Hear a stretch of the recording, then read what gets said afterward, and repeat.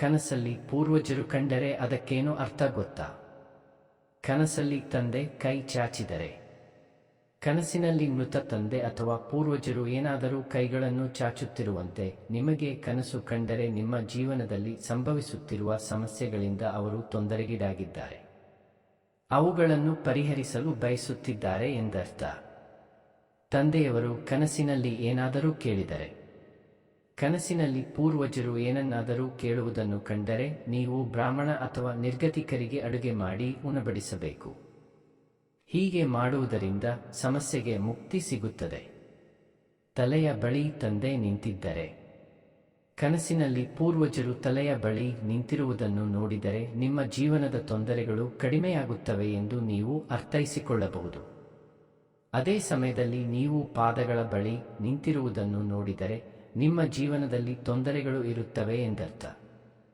ತಲೆ ನೇವರಿಸಿದರೆ, ನಿಮ್ಮ ಪೂರ್ವಜರು ನಿಮ್ಮ ತಲೆಯ ಮೇಲೆ ತಮ್ಮ ಕೈಗಳನ್ನಿಟ್ಟು ನೇವರಿಸುತ್ತಿದ್ದರೆ ಅವರು ನಿಮ್ಮೊಂದಿಗೆ ತೃಪ್ತರಾಗಿದ್ದಾರೆ, ಜೊತೆಗೆ ನಿಮಗೆ ಆಶೀರ್ವದಿಸಲು ಬಯಸುತ್ತಾರೆ ಎಂದರ್ಥ.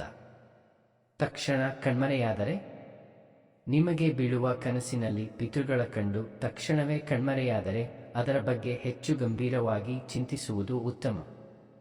ಯಾಕೆಂದರೆ ಹೀಗೆ ಕನಸು ಬಿದ್ದರೆ ನಿಮಗೆ ಯಾವುದಾದರೂ ಸಮಸ್ಯೆ ಎದುರಾಗುತ್ತದೆ ಎಂಬುದರ ಮುನ್ಸೂಚನೆಯನ್ನು ನೀಡುತ್ತದೆ.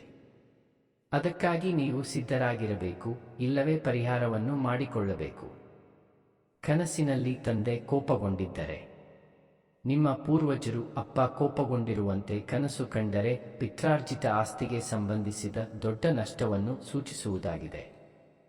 ನಿಮ್ಮ ಜೊತೆ ನಡೆದು ಬಂದಂತೆ ಕಂಡರೆ, ನಿಮ್ಮ ಕನಸಿನಲ್ಲಿ ಪೂರ್ವಜರು ನಿಮ್ಮೊಂದಿಗೆ ನಡೆಯುತ್ತಿರುವಂತೆ ನೋಡಿದರೆ ಅವರ ಆಶೀರ್ವಾದವು ಸದಾ ನಿಮ್ಮೊಂದಿಗೆ ಇದೆ, ಮುಂದೆಯೂ ಇರುತ್ತವೆ ಎಂದರ್ಥ. ಅಲ್ಲದೆ ಈ ಕನಸಿನಿಂದ ನಿಮ್ಮ ಗೌರವ, ಪ್ರತಿಷ್ಠೆ ಮತ್ತು ಖ್ಯಾತಿ ಹೆಚ್ಚಾಗಲಿದೆ.